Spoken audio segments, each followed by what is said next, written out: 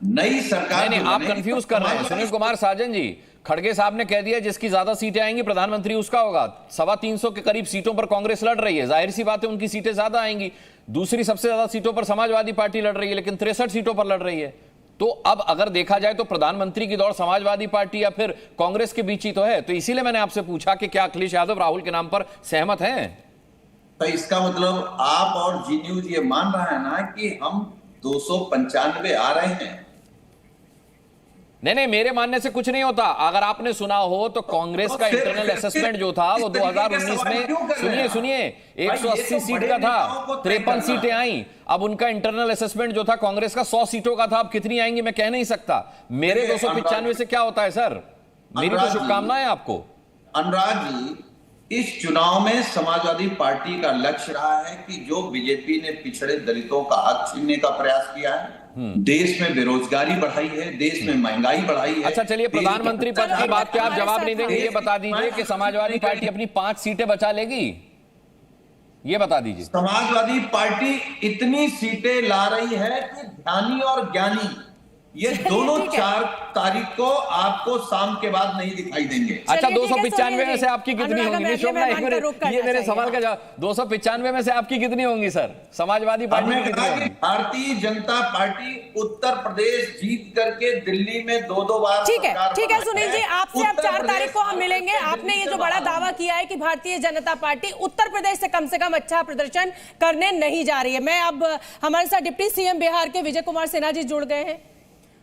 अच्छा, जुड़ना है उनको हमारे साथ, अभी वो नहीं जुड़े हैं। मैं जल्दी से राजकिशोर आपके पास आ जाती हूँ। एक तरफ 295 के आंकड़े की बात की जा रही है, एक तरफ समाजवादी पार्टी अपना दावा पेश कर रही है। आपका आकलन क्या है? क्योंकि पहले मुझे लगता है कि एक बार जितने मेरे मेहमान हैं, एग्जिट पोल के आंकड़े आने से पहले जल्दी से हमें क्विक पोल अपने स्टूडियो में और अपने मेहमानों के साथ कर लेने चाहिए कि कौन किसको कितनी सीटें दे रहा है। बताइए राजकिशोर जी। नहीं, ये तो आज होगा संगीत रागी, तभी तो पता चलेगा ना। 317 से 325 भारतीय जनता पार्टी। ठीक है, चलिए संगीत रागी ने आंकड़ा दे दिया 317 से 325। आप बताइए राजकिशोर जी। देखिए, जो भी दल यहाँ पर बैठे हुए, राजनीतिक दल जो बैठे हुए हैं, वो कम से कम जब तक आंकड़े नहीं आ जाएंगे तो वो क्यों मानेंगे, चाहे वो कांग्रेस हो। आप तो बताइए बतौर वरिष्ठ पत्रकार।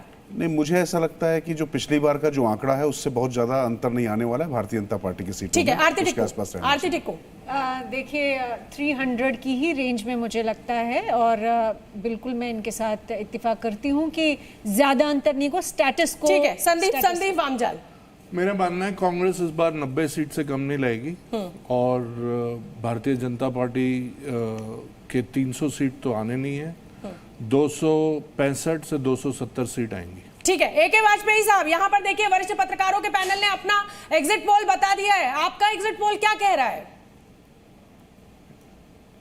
देखिए, हमारा एग्जिट पोल ये कह रहा है कि जो बीजेपी ने NDA के लिए टारगेट फिक्स किया है वो टारगेट हम पूरी तरीके से अचीव करने जा रहे हैं, और लड्डू सिर्फ और सिर्फ हम ही लोग बांटेंगे, ये भी तय है। और उसके पीछे कारण है, आपके पास जयराम ठाकुर हमारे साथ जुड़ गए हैं। हिमाचल प्रदेश के पूर्व मुख्यमंत्री जयराम ठाकुर जी, एग्जिट पोल आने से पहले आपका एग्जिट पोल क्या कह रहा है? क्या 400 पार के नारे पर आप डटे हुए हैं? निश्चित रूप से जो हमारा आंकड़ा है, ये ऐसे आंकड़ा सिर्फ सुनने और सुनाने के लिए नहीं है, ये आंकड़ा व्यवहारिक है, और इस व्यवहारिक आंकड़े को हासिल करने के लिए हमने परिश्रम भी किया है हमारे पार्टी के नेतृत्व ने, और मुझे इस बात को लेकर के कोई संशय नहीं है। जो कहा है उसके हम करीब होंगे, कहीं नजदीक होंगे, और उस लक्ष्य को हासिल करेंगे। जयराम जी, लेकिन प्रियंका गांधी ये कह चुकी हैं कि अगर कोई गड़बड़ नहीं हुई, शब्दों पर गौर कीजिएगा, अगर कोई गड़बड़ नहीं हुई तो भारतीय जनता पार्टी 200 से ज्यादा का आंकड़ा पार नहीं कर पाएगी। देखिए, ऐसा है कि विपक्ष में है, स्वाभाविक रूप से उनको कुछ कहना है, और कहने के लिए उन्होंने कहा है। ये चुनाव इस प्रकार का चुनाव था पूरे देश भर का इस बार, जहां चुनाव का परिणाम पहले ही घोषित हो गया एक तरह का, यानी कि पूरे देश भर में एक माहौल इस प्रकार से हमने देखा, और विपक्ष की तो स्थिति इस प्रकार की कि वो कहीं क्लेम भी नहीं कर पा रहे कि हम सरकार बनाएंगे, हमारा प्रधानमंत्री कौन होगा। 295 का आंकड़ा आ गया है जयराम रमेश जी, 295 का आंकड़ा आ गया है मल्लिकार्जुन खड़गे ने दिया इंडिया गठबंधन की बैठक के बाद। देखिए, इनके गठबंधन की बैठकें होती रही हैं, पहले भी होती रही हैं, और मुझे लगता है कि एक दूसरे को ये सांत्वना देने के सिवाय और कुछ नहीं है। भरोसा तो देश को नहीं है, देश को भी भरोसा नहीं है, और दूसरी बात अपने आप पर भी उनको भरोसा नहीं है। लेकिन आखिरकार कुछ इस तरह का वातावरण हम खड़ा करके रखे जीवित रहने के लिए, जिससे लोगों को लगे कि नहीं भाई हम प्रयास कर इसकी रहे तो हैं, आपको हम तारीफ कोशिश कर करनी रहे हैं। चाहिए जयराम जी, यही तो लोकतंत्र की खूबसूरती है। अगर विपक्ष इतना कमजोर हो गया कि आपको टक्कर भी नहीं दी तो फिर क्या फायदा। और ये तो आप भी मानेंगे कि मार्च में जब चुनावी तारीखों का ऐलान हुआ तो उस समय ऐसा लग रहा था कि ये एक तरफा लड़ाई है, लेकिन अब जब ये चुनाव अंतिम चरण तक पहुंच गया है, मतदान खत्म हो चुका है, तो ऐसा लग रहा है कि विपक्ष ने कड़ी टक्कर दी है। और ये मैं नहीं कह रही हूं, यहाँ तमाम जो वरिष्ठ पत्रकार मेरे साथ लगातार जुड़ते रहे उनका भी यही आकलन है कि लड़ाई बहुत मजबूत है।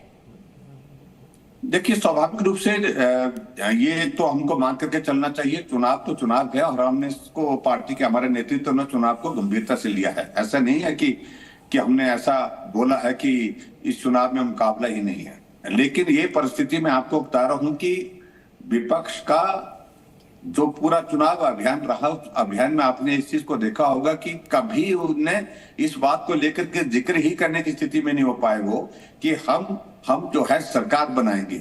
वो तो एक ही चीज। लेकिन जयराम ठाकुर जी, उनके इस बैठक पर भी संशय था, ये माना जा रहा था कि शायद ये बैठक ही रद्द हो जाएगी, लेकिन बैठक हुई भी और वो एकजुट भी नजर आए। तो जयराम ठाकुर जी, कहीं आकलन ये ओवर कॉन्फिडेंस तो नहीं है एनडीए का? नहीं, मुझे सिर्फ एक चीज को लेकर के कहना है कि ये बैठक का आयोजन इसलिए किया कि बाद में तो इन्होंने बिखरना ही है, और बिखरने से पहले एक बार साझा वो लेते हैं, मिलकर के बैठ करके बात कर लेते हैं। और मुझे नहीं लगता है कि इस सारी चीज में कोई गंभीरता होगी। आधे अधूरे मन से ये बैठे हैं, आधे अधूरे मन से ये आंकड़े दे रहे हैं, और ना एक दूसरे के प्रति विश्वास है, ना स्वयं जो आंकड़े प्रस्तुत कर रहे हैं उस पर इनको भरोसा है। चलिए जयराम ठाकुर जी, आखिरी सवाल आपसे। 4 सीटें हिमाचल प्रदेश से, कितनी सीटें आप जीत रहे हैं? 4 की 4 या किसी एक सीट पर टक्कर देख रहे हैं आप? देखिए, हम एक बार टक्कर चुनाव में होती रहती है, उस सारी चीज से कोई अभी मतलब उसको बुरा भी नहीं मानना चाहिए। मेरा तो ये कहना है कि जहाँ देश में 400 पार का नारा है, हिमाचल में फिर 4 का 4 का नारा हमारा है, और उसमें ठीक है जयराम जी, बहुत बहुत धन्यवाद आपका। और देखिए, राष्ट्रीय अध्यक्ष जेपी नड्डा साहब ने, मल्लिकार्जुन खड़गे ने 395 का आंकड़ा दिया अनुराग, तो अब नड्डा साहब ने 400 का आंकड़ा दे दिया है।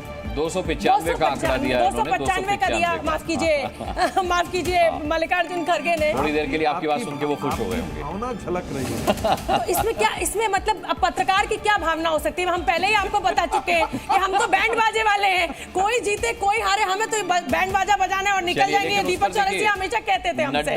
नड्डा साहब का दावा है कि भाई 400 हम जीत रहे हैं, 400 पार का इस बार आंकड़ा एनडीए का पार होगा, ये जेपी नड्डा का कहना है। यानी कि बीजेपी अपने आंकड़े पर अड़ी हुई है और डटी हुई है। क्या कहा जेपी नड्डा ने, वो सुन लेते हैं। इस चुनाव में सक्षम भारत, सामर्थ्यवान भारत, विकसित भारत, आत्मनिर्भर भारत और अर्थव्यवस्था में आगे बढ़ने वाला भारत, इसके लिए चयन करेंगे। और ये तुष्टीकरण, परिवारवाद, भ्रष्टाचार, इनको धत्ता दिखा करके इनको किनारे लगाएंगे और देश को मजबूती प्रदान करने में पूरा योगदान करेंगे। मेरा पूरा विश्वास है कि भारत के मतदाता प्रधानमंत्री मोदी जी के नेतृत्व में मेरी पार्टी, हम सबकी पार्टी भारतीय जनता पार्टी को 370 से ज्यादा सीटें देंगे और एनडीए 400 पार करेगी।